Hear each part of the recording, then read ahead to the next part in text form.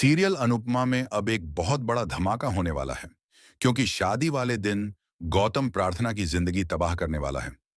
जब कोठारी परिवार प्रार्थना और अंश की शादी से इनकार कर देता है, तो प्रार्थना और अंश पूरी तरह से टूट जाते हैं।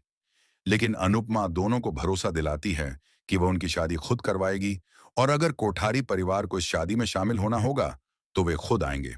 शादी की सारी रस्में होंगी और धूमधाम से होंगी। ये बात सुनकर प्रार्थना और अंश बहुत खुश हो जाते हैं।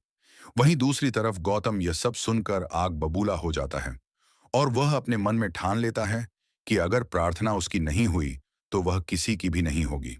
वह शादी वाले दिन प्रार्थना को जान से मारने की योजना बना लेता है।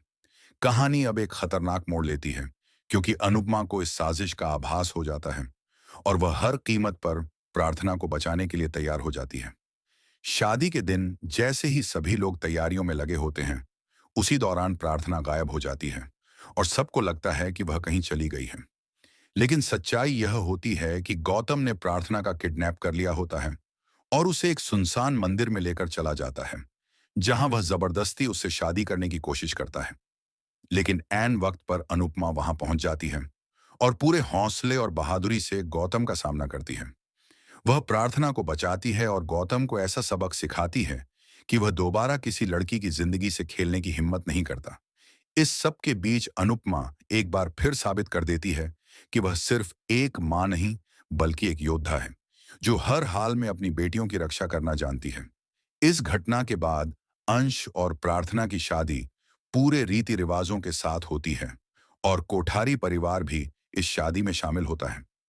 गौतम की सच्चाई सबके सामने आने के बाद कोठारी परिवार को भी अपनी गलती का एहसास होता है, और उन्हें समझ आता है कि उन्होंने गलत व्यक्ति पर भरोसा किया था।